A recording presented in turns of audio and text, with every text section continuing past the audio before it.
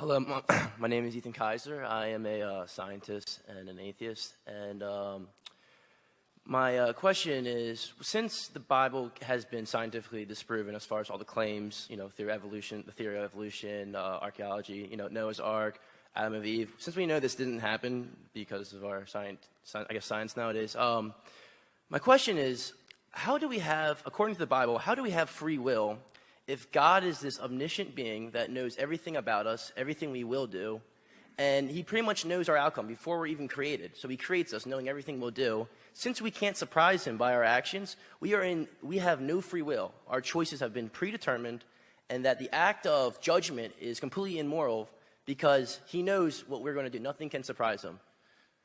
That's my question. Thank you for the question. And before you go into an auditorium, if you give a sheet of paper and ask us to write 20 possible questions, that'll come. We've never heard a new one in all of these years that go by. They're pretty much the same questions. It's interesting that you began by saying, as an atheist, all of this has been disproved, and so you live with scientific materialism as your worldview. I studied under John Polkinghorne at Cambridge University. You probably know the name. One of the world's leading quantum physicists who came to exactly the opposite conclusion you did while being the dean at Queen's College, Cambridge, as a quantum physicist, taking the same data you did. So obviously, for a man of his intellectual ability to come to a different conclusion, one would either have to say he's totally stupid to come to that conclusion, or else his empirical basis. Please don't keep shaking your head. Let me finish so that you can come and talk afterwards. So allow us to concentrate what we're saying here. I want to read for you what David Berlinski says about the scientific naturalistic worldview. Do you know who he is? No.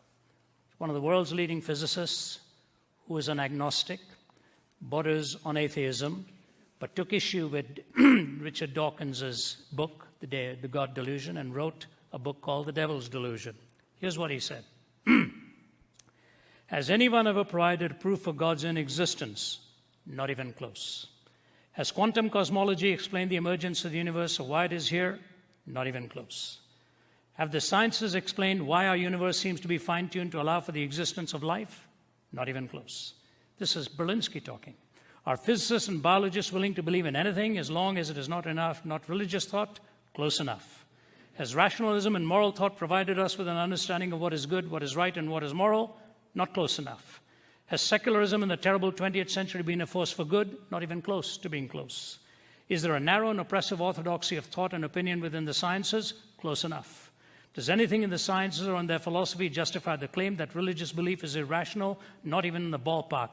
Is scientific atheism a frivolous exercise in intellectual contempt? Dead on. Now, I didn't say that, all right? I'm not quoting myself. Please give me your name, sir. Ethan? Yes. Ethan, what you're wrestling with is not uncommon. Many people from a scientific and materialistic worldview will say what you've said and come to that conclusion. The problem is what you mispositioned was your concern between determinism and free will. Your application could have gone in many different directions, but you came to that one for some reason, which I was unfortunate, I think. At Cambridge, I listened to a talk at the Lady Mitchell Hall in 1990 by Stephen Hawking.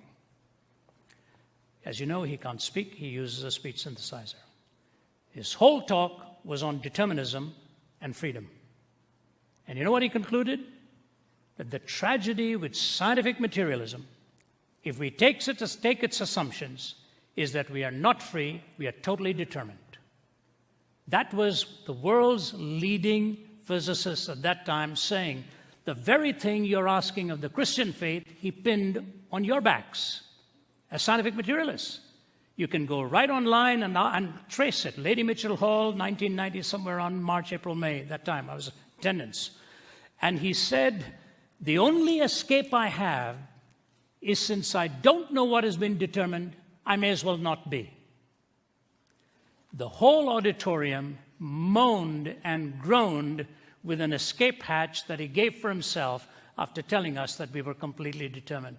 That's Berlinski's issue. That is actually even what people like Dawkins will concede, or Pinker. You read Steven Pinker and the others. So totally determined. So the question is, were you free to ask this question? Yep.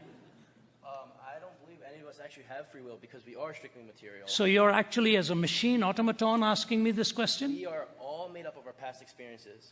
Okay, but you're not free then. You're not free. You're not making a truth statement. My true statement. I mean, what I'm saying is our memories and our states. No, hear me carefully. Okay. If you're totally determined, Yes. you're pre-wired to think the way you do. Nature versus nurture. Yes. Sorry? Nature versus nurture. Nature versus nurture. Yes. Regardless, the nurture may provide a different environment, but the nature is you're hardwired to come out with a certain conclusion. Out of flux, nothing but flux. You know, what you put into the computer, the ultimately is going to come out. But you have to ask yourself, are you making a truth claim? If you are making a truth claim, you're rising above the bondage of total subjectivity. And the moment you claim a truth claim, you're violating determinism. And so I just leave you with that, and let's meet afterwards. Hey, Ethan, we want to chat with you. You know, you're the kind of guy we come here for. So afterwards, you come here and we'll chat with you. Come here, give me a shake hand. Blessings, brother. Thanks, buddy. Thank you.